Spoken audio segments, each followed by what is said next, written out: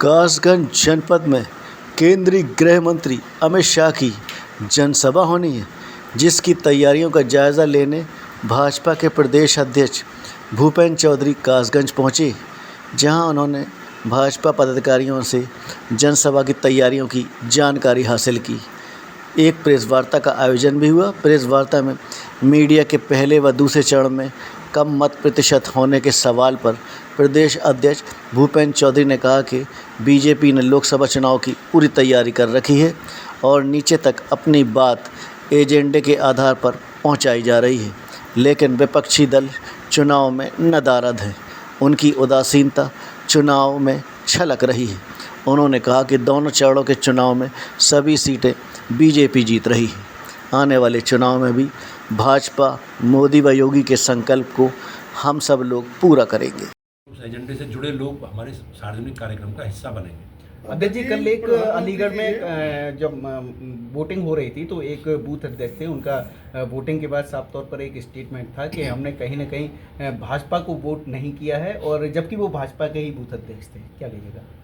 अब लोकतंत्र में 100% तो मतदान कोई किसी के पक्ष में करता नहीं। अब हमारी भी अपेक्षा नहीं है कि सारे देशवासी या प्रदेशवासी भाजपा को वोट करेंगे। ये लोकतंत्र की खूबसूरती है और अपना मत व्यक्त करने का अधिकार है व्यक्ति को, और उस अधिकार का आदमी इस्तेमाल करता है। तो कहीं ना कहीं ये मानते हैं कि अंतरकलह है? नहीं, कोई अंतरकलह नहीं जी। पूरी पार्टी, पूरा संगठन एक मत है, और निश्चित रूप से हमारा संगठन एक परिवार भाव की तरह चलता है। एक विचारधारा के आधार पर हम लोग काम करते हैं। तीसरे प्रधानमंत्री जी ने अभी आगरा में और अमरोहा में जो रैलियां हुई हैं, उसमें प्रधानमंत्री जी एक कांग्रेस का जो घोषणा पत्र है गठबंधन का, उसमें संपत्ति को लेके जो विषय आया है, जिसमें सेम पित्रोदा का भी जो बयान, विरासत टैक्स का जो जिक्र कर रहे हैं, उसमें जब प्रधानमंत्री कहते हैं कि वही संपत्ति वो ये हो जाएगी, पूरा उसका घोषणा पत्र का जब जिक्र करते हैं, उस पर विपक्ष ये कह रहा है कि सरकार भाजपा जो है वो बुनियादी सवालों से हटके अब इससे इन विषय बहसों को छेड़ने की स्थिति में, यानी बुनियादी सवाल मीन्स उनका और विषय मुद्दों को लेकर। हमने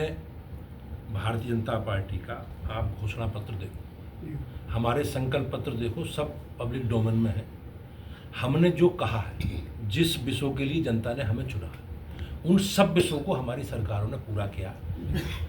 हमारी सरकारों ने, हमारा कमिटमेंट था धारा 370 हटाएंगे, कॉमन सिविल कोड लागू करेंगे, देश को परमाणु शक्ति संपन्न राष्ट्र बनाएंगे, अयोध्या में भगवान श्री राम के जन्म स्थान पर मंदिर बनाएंगे, देश में शरणार्थियों को नागरिकता देंगे, घुसपैठियों को बाहर करेंगे। हमने सारे विषयों को पूरा किया। हमारी राज्य सरकारों ने बिजली, पानी, सड़क, शिक्षा, स्वास्थ्य, सुरक्षा, सारे विषयों पर काम किया। उत्तर प्रदेश में पिछले 7 वर्षों में नए मेडिकल कॉलेज बने हैं, नए विश्वविद्यालय बने हैं, नए 4 लेन 6 लेन हाईवे बने हैं, एक्सप्रेस वे बने हैं। हमने बिजली की वितरण की बेहतर व्यवस्था की है।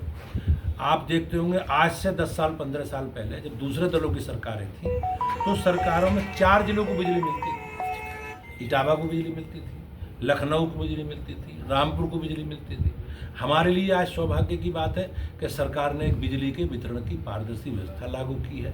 आज कोई भी किसान जिसके पास अपना बिजली का कनेक्शन है, वो डीजल के पंपिंग सेट से सिंचाई नहीं करता।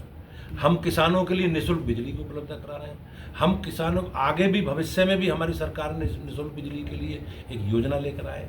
तो हमारा जो कमिटमेंट है, हमारा जो संकल्प पत्र है, जनता ने जिसे हम जिन विषयों पर चुना है, वो हम लेकर मोदी जी के नेतृत्व में, योगी जी के नेतृत्व में, 7 वर्षों में जो काम किए हैं हमने योगी जी के नेतृत्व में, और 10 वर्षों में हमारी सरकार ने 10 वर्षों में जो काम मोदी जी के नेतृत्व में किए, पूरे सरकार का कामकाज का लेखा जोखा लेकर, रिपोर्ट कार्ड लेकर बीजेपी का एक कोई कार्यकर्ता जनता के बीच में है। माननीय प्रधानमंत्री जी हैं या गृह मंत्री जी हैं, मुख्यमंत्री जी हैं, या जो भी कार्यकर्ता बीजेपी का है, हमने जो कहा है उसे पूरा किया। और